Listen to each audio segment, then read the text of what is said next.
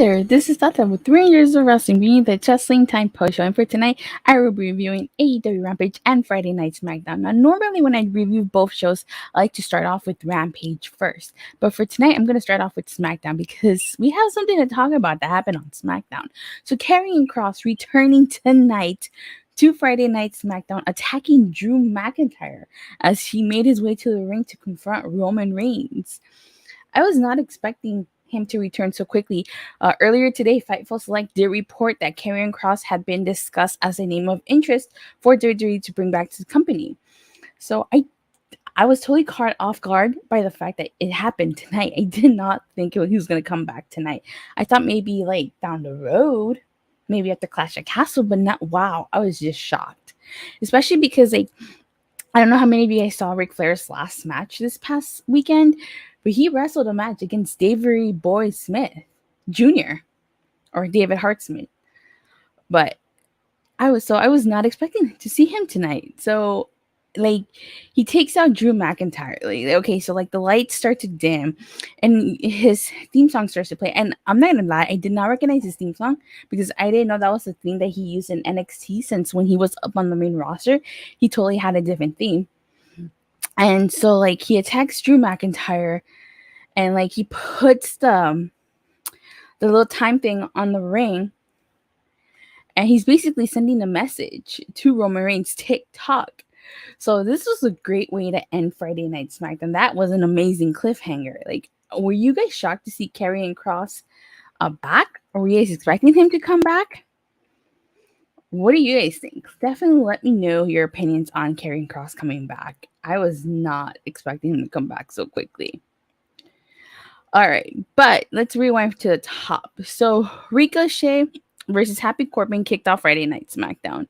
What was an opening contest, but I kind of didn't like the way that Friday Night SmackDown opened, because it opened with Pat McAfee using the telecast to replay his match with Baron Corbin, but he did it his way, and it took forever to get Surprise SmackDown first and then Rampage. That's only because Karrion Kross came back. Had Karrion Kross not came back, it would have definitely started with Rampage. So I feel like that opening segment took forever because it was supposed to set up Ricochet versus Happy Corbin, and it felt like it dragged a little bit. So I really actually like this match. I think correct me if I'm wrong, but I think this is the first time we see Ricochet versus Happy Corbin. Obviously this match was designed to showcase Ricochet, and that was so lame of the replay being shown for 5 or more minutes. It was bad. Yeah, it definitely was bad. But like I said, it was designed to set up Corbin versus Ricochet. They could have gone about it a different way, but it is what it is. So the crowd starts to chant from Pat McAfee, and I really like that when Ricochet jumped off the top rope, and then they all start chanting "bum ass Corbin." Now, of course, Pat McAfee distracts Baron Corbin, which allows Ricochet to drop Baron Corbin on the ropes, and then that shooting star from the top rope wins the match for Ricochet. It's a very good match. Like I said, totally designed to show off Ricochet and what he can do. Next, we got Sami Zayn. He was prominent SmackDown and backstage segments. He got 3 or 4 backstage segments in total.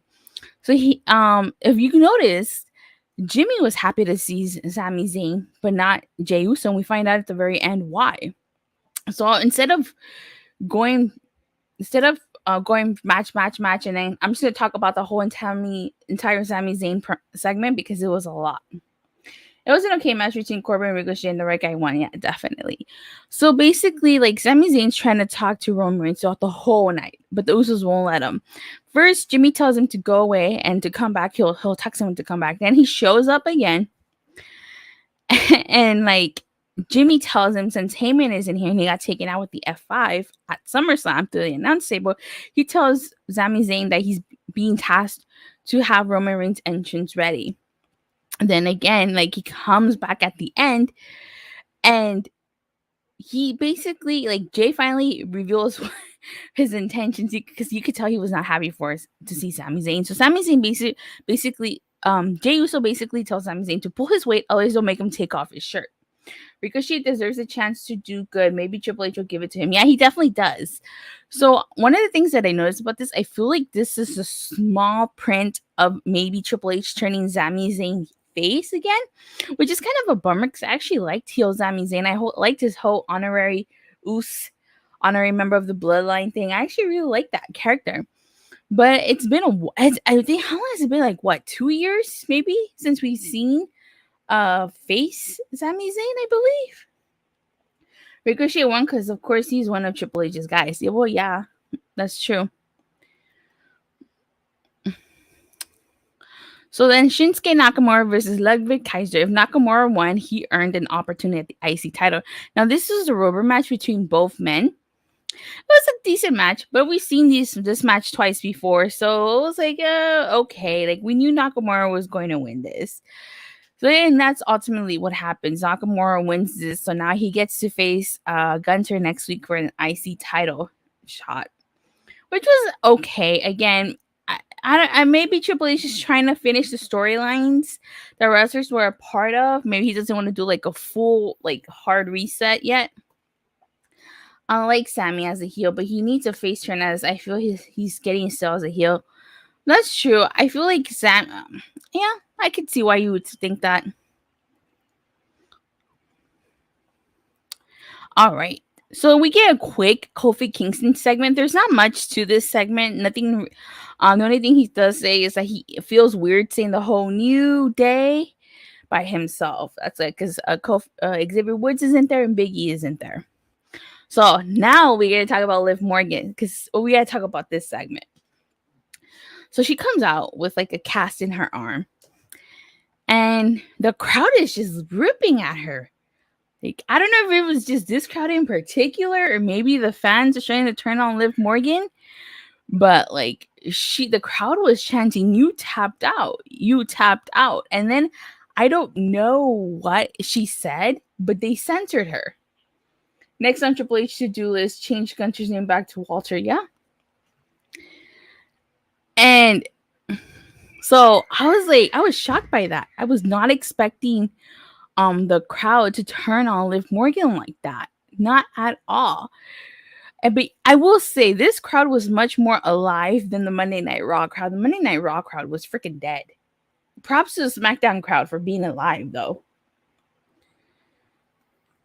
And before she can even get any further, like she's interrupted by Sonya Deville, who was actually going to partake in the Gauntlet match.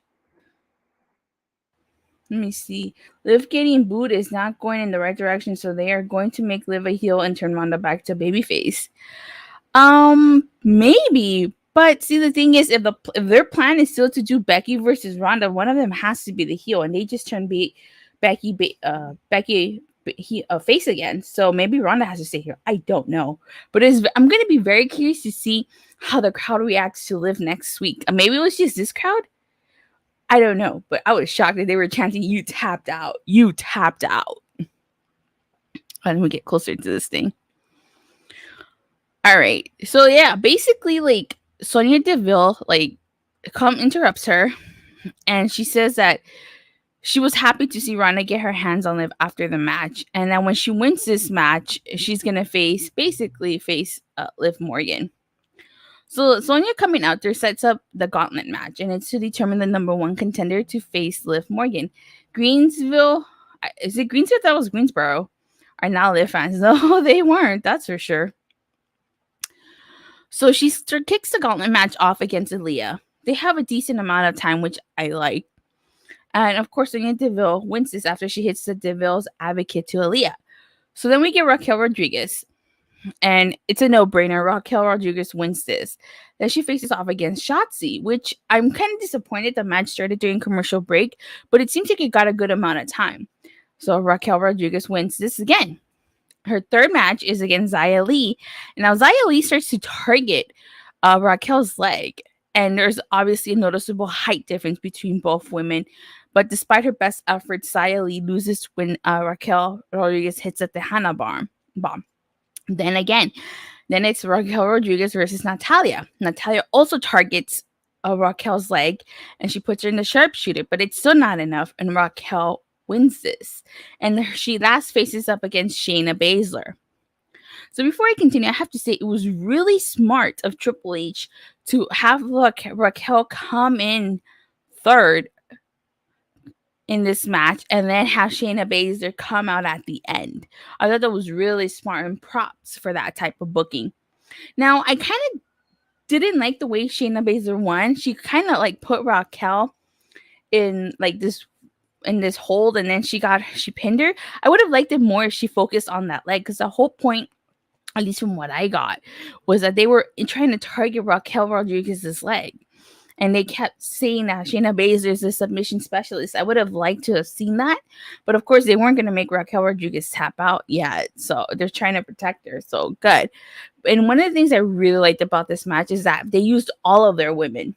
All of them except for Liv Morgan, because, like, you know, she's a champion. But I think they showcased the women's pretty well. She's still smiley, Raquel, like Vince booked her. Triple H needs to have her look aggressive. You know, one thing at a time. You can't change things overnight. You really can't. You can't just do a 180. Things take time. Then we have the Viking Raiders versus Tommy Gibson and Jimmy Mulkey. What is there to say about this? This was obviously a squash match, and it's probably to reestablish the Viking Raiders as a very dominant team and probably be a fourth runners in the tag team division. So, I don't know what more to say about Tommy Gibson and Jim Mulkey, but they got squashed in this match. Kofi Kingston coming out at the end with the kendo stick, attacking Erik, attacking the Viking Raiders, and Erik shouting, "You're a dead man," to Kofi. Glad Shayna won the Gauntlet match. I thought it was terrible. Really thought it was terrible? Then this leads into the Kofi Kingston versus Erik. So, like, Kofi Kingston ends up winning this despite the Viking Raiders' best efforts to try to, like, use their advantage. You know how, like, because Ivar was at ringside, he even tried to attack Kofi with the kendo stick. So Kofi Kingston wins this. So I don't know where we go from here. Then we get a big announcement. On starting Monday, we're gonna have a tag team tournament to crown new women's tag team champions. Now, under Vince, this never happened. They said we were going to have a tournament. It did not happen, and now it's happening. I don't know what tag teams they're going to use. I don't know if they're going to call out NXT tag teams, but I do know one thing. Bring back more Triple H guys and gals who are great wrestlers. Bring back Johnny Gargano, Candice LeRae, authors of Pain. They're all currently free agents. I know Triple H will bring back Sasha and Naomi. So, okay, before I can continue for your comment, Monday Night Raw is going to be in Cleveland this Monday. So if there's any time to bring back Johnny Wrestling and Candice LeRae, it's Monday. They have to bring them back on Monday. I just feel like if they bring them back at any other Raw, it's not going to be as effective. Like, you're in Johnny Gargano's hometown on Monday. That is your perfect opportunity to bring him back. Now, as I was saying, so to the whole Sasha and Naomi thing, this is going to apply to what I was going to say to the women's tag team titles. So I think Io Sky and Dakota Kai are going to win this. They're going to win this tournament. I think this tournament is being designed for them. And then I think at the end, you're not going to have Sasha and Naomi return in this tournament if they do come back. What would happen, in my opinion, is after Io Sky and Dakota Kai win the tag titles, that's when you have Sasha and Naomi show up and claim their rightful titles back. I think that's how they're going to do it. I could be wrong. I could honestly be wrong. They could do the whole, there's going to be a surprise tag team, and it ends up being Sasha and Naomi. And then it could be Sasha and Naomi versus Dakota Kai and Io Sky in the finals. I don't know. I could just be wrong. I'm just throwing stuff out there, people. Sasha and Naomi are winning the tag titles, or like you said, Dakota Kai or Io, or possibly Trish and the tag team being caught up. No, I do think it's going to be Dakota and Io winning this. And then I think Sasha and Naomi would come back and challenge them for the tag titles. Or, like I said, mystery team. And it's Sasha and Naomi versus Dakota Kai and Io Sky in the finals. So, we'll see. We certainly will see. So the main event, technically, or the main segment, was basically a Bloodline segment. Now, was it just me, or do we see a tree? Do we see like a tree rather than Roman's normal entrance? Like, was that what Sami Zayn set up, a tree? Or was I just hallucinating? And of course, the same shtick every time, the whole acknowledge me thing. And he was talking about how they defend their titles and then they brag about their accomplishments on SmackDown. He says he hates Lesnar. He respects him, but still hates Lesnar. He says he hates Lesnar for trying to kill Heyman. And he's not sure when Paul Heyman will be back. So he starts talking about how he wants to send prayers to Paul Heyman. Then Drew McIntyre interrupts. But before he can do anything, he basically starts talking about how Roman would talk until they go off the air, which is true.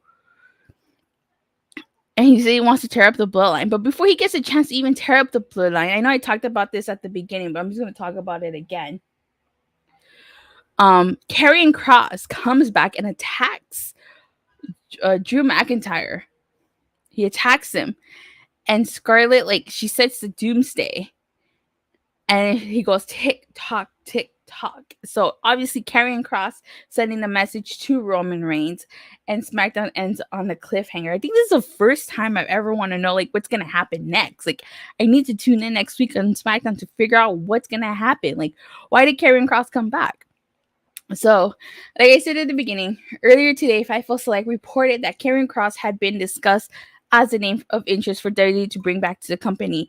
I suspected he would come back. I didn't think it would be tonight. I was honestly surprised to see him come back so quickly. I thought it might be a while, especially because like this past Sunday, and if you guys saw Ric Flair's last match, Karrion Kross did wrestle against David Boy Smith Jr. Or David Hart Smith, I mean.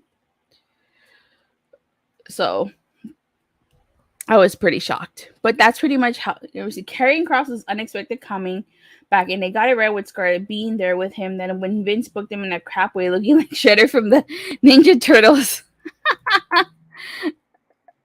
Oh my god. You're funny. Right. That is true. But that is how SmackDown ends. And honestly, I thought it was a decent episode of SmackDown. I wasn't bored half to death like I normally was. But I will say, I really didn't like the opening segment that led into Ricochet versus Happy Corbin. I feel like it kind of dragged a little bit. I think it was totally unnecessary. Shinsuke Nakamura versus Ludwig. I get the point. It was a rubber match, and we're probably just trying to finish these storylines. Again, we've seen the match before. SmackDown was a 6 out of 10. Yeah, I totally get that. I really like the Gauntlet match. I think it was a good way to showcase the women. I really like that they're trying to reestablish the Viking Raiders. So I'm going to give this a 7 out of 10. 7 out of 10 for SmackDown. That was decent. I really like, but we'll see. We'll see how Rampage fares against SmackDown.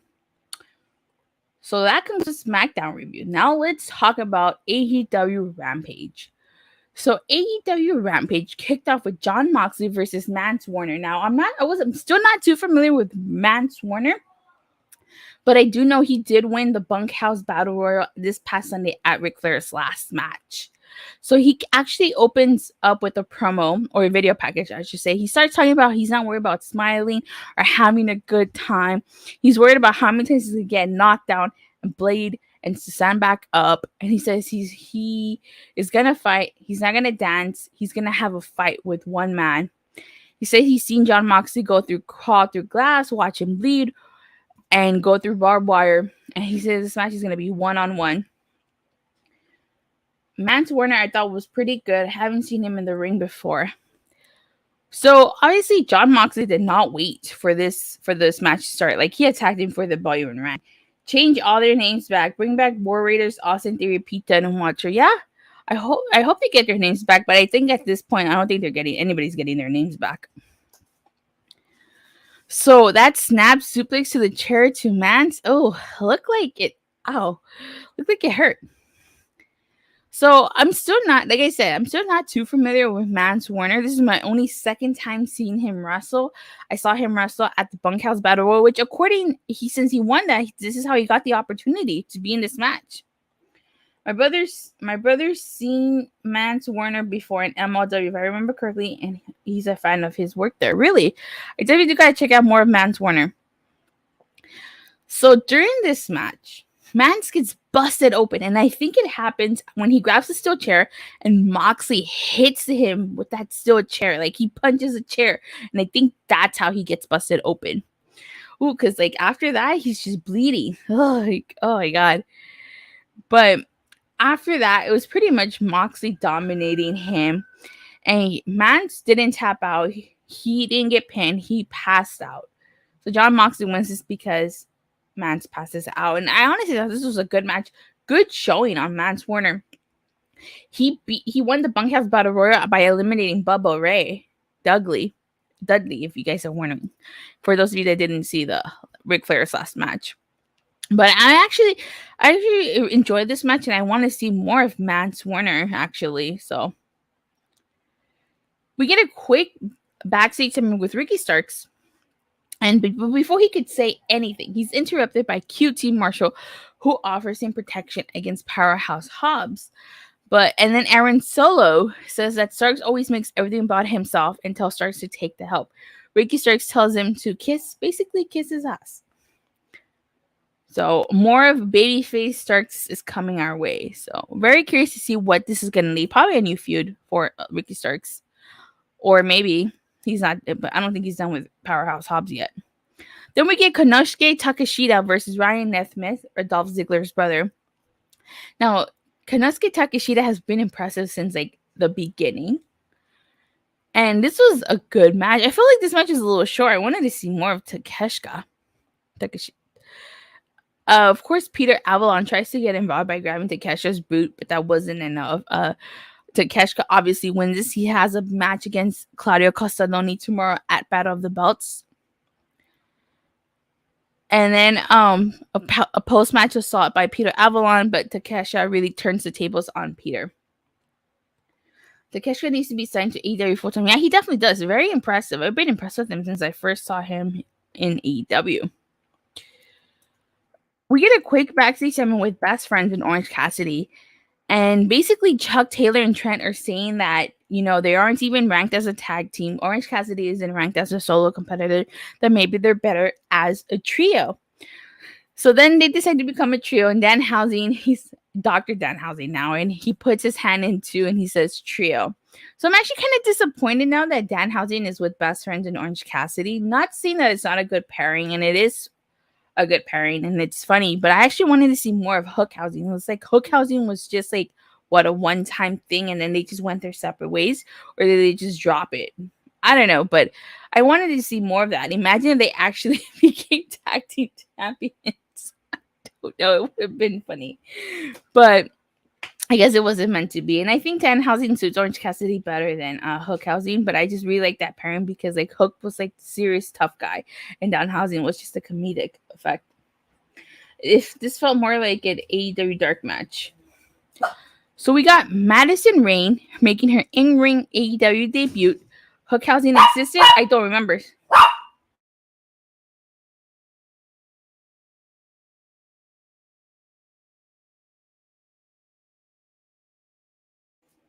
Let me use the Men in Black thing. Where is it?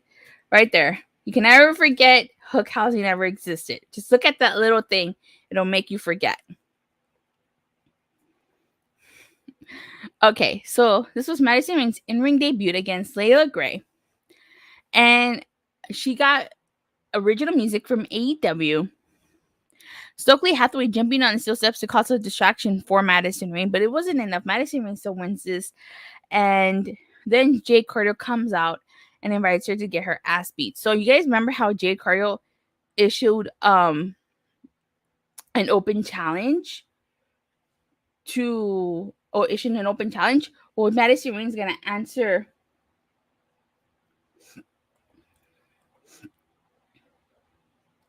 Madison Rayne's gonna answer that open challenge on Dynamite.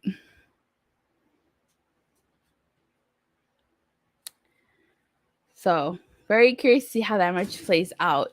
And AEW revealing that Madison Rayne is the new coach for the women. So it can only be big opportunities for the women, and I just hope they get booked better going forward too, you know. But I guess it's better to have quality over quantity. I'd rather have one good women's match than 3 short women's matches.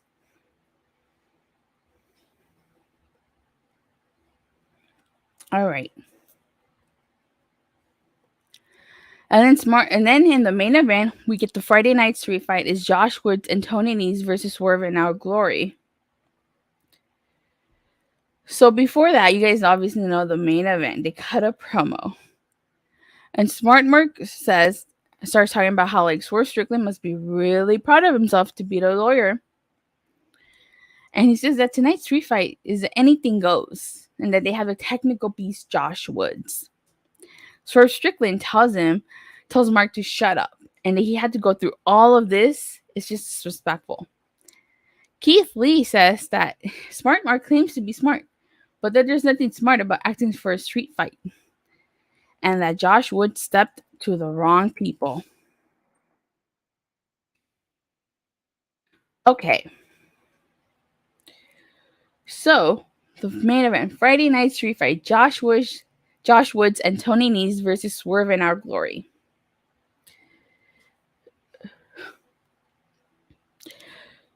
Oh, let me put my banner back up. I didn't even realize it got taken off.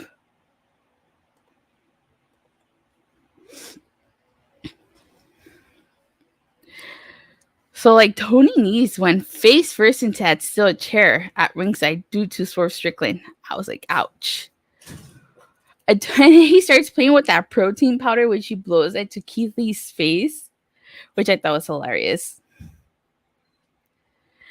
Ooh, Smart Mark hitting Keith Lee with the steel chair to the back. Oh my god, my favorite spot in this match was when, okay, so like Keith Lee is like on the ring apron and he's holding onto the ring ropes, and then Josh Wood is like trying to, I guess, I'm assuming German suplex him through the tables, but he can't because Keith Lee is like holding on. So then Tony Nese like super kicks Keith Lee, but by doing so, Josh Woods goes through the table with Keith Lee. So Keith Lee lands on Josh Woods. By God, that man was broken in half. The main event, good main event it was. Trying to sound like Yoda, like Master Yoda. And Smart Mark hitting Swerve Strickland with the wrench to the back of the head. Oh my God. My second favorite spot was when like Swerve Strickland is like laying on that table, and I guess like he's trying to tell Smart Mark is trying to tell like Josh Woods to like go up to the table, but he doesn't want to. Master Yoda approves. LOL. And so like Smart Mark goes up there himself, and Keith Lee like sends him crashing through the table, which I thought was so hilarious. Oh, and then Swerve Strickland with the stomp 2 knees, and Swerve and Our Glory are victorious, and they win this match. And I thought it was a good main event. Solid episode of Rampage, if you ask me. So, I'm gonna give this episode of Rampage an 8 out of 10. And I'm gonna pick Rampage as a better show over SmackDown. Now, again, going forward, it's going to be interesting to see like if Rampage continues to be the better show or SmackDown will be the better show at one point. But this week, I'm going to give it to Rampage. I thought Rampage was a little bit more stronger than SmackDown. But with that concludes this review. But with that being said, you guys, please don't forget to like and subscribe. Make sure you hit that bell so you get notified whenever I go live or release a new video. And I will see you guys. I will try to see you guys tomorrow after Battle of the Belts. If not, then on Monday after Monday Night Raw. Have a great night. Bye.